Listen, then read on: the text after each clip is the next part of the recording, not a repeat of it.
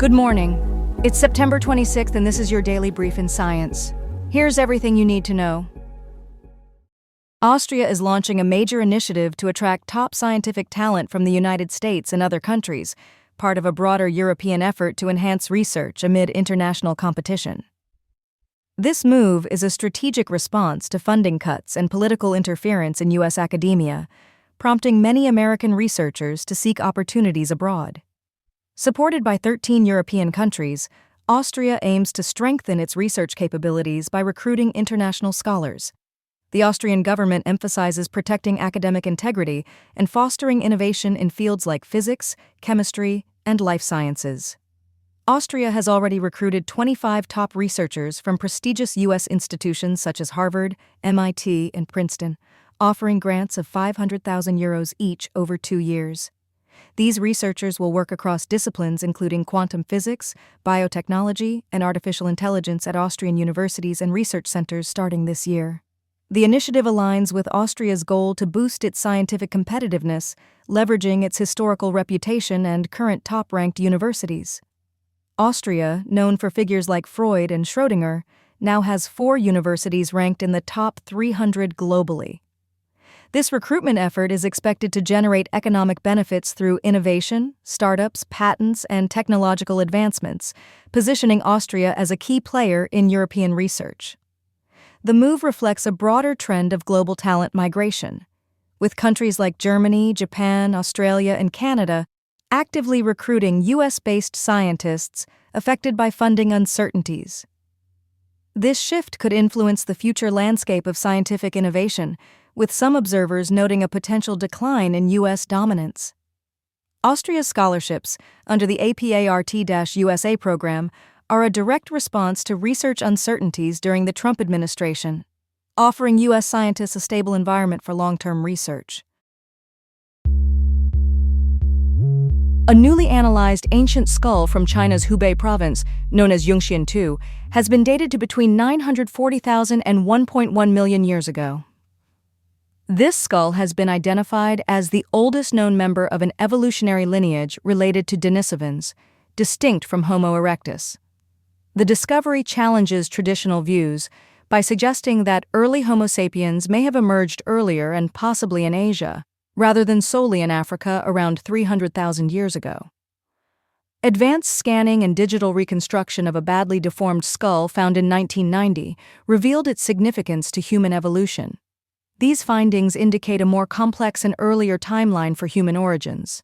The research could prompt debate among scientists, as it conflicts with recent genetic studies, and further fossil evidence and genetic analysis are needed to confirm these conclusions.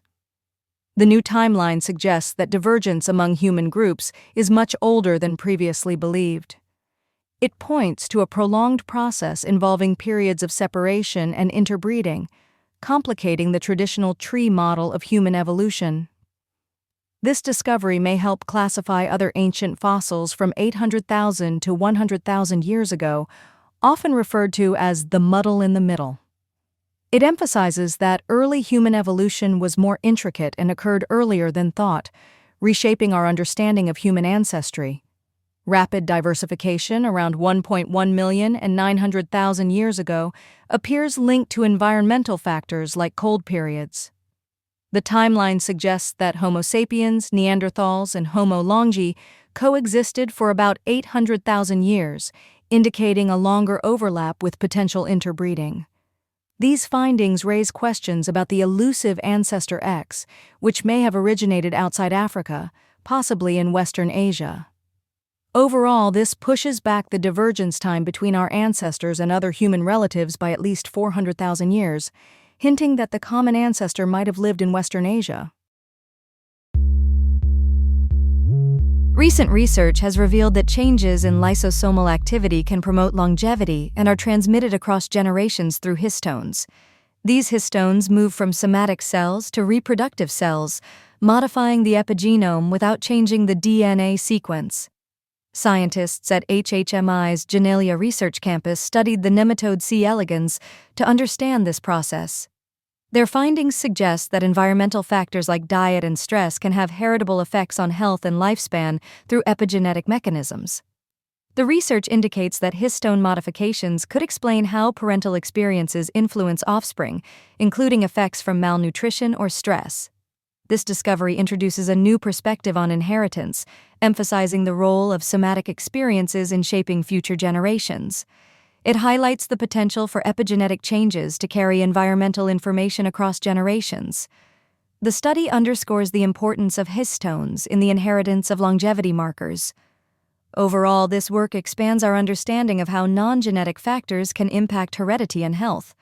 It points to a broader paradigm where epigenetic modifications serve as a bridge between environment and inheritance.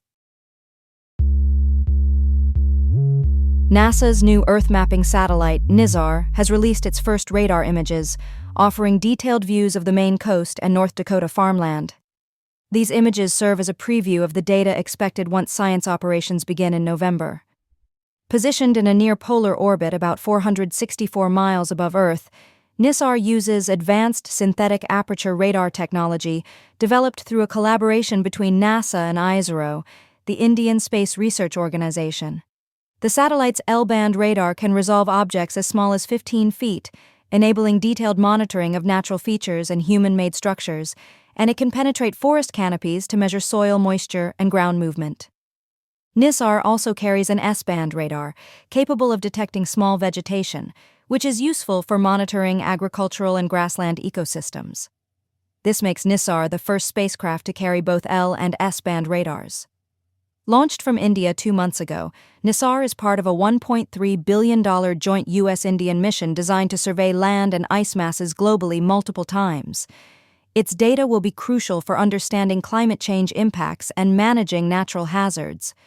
The satellite will monitor subtle shifts in land and ice, aiding forecasters and first responders in natural disaster management, such as floods, landslides, and volcanic eruptions. Scheduled to begin its science phase in November 2025, NISAR will provide data on Earth's changing land and ice surfaces twice every 12 days.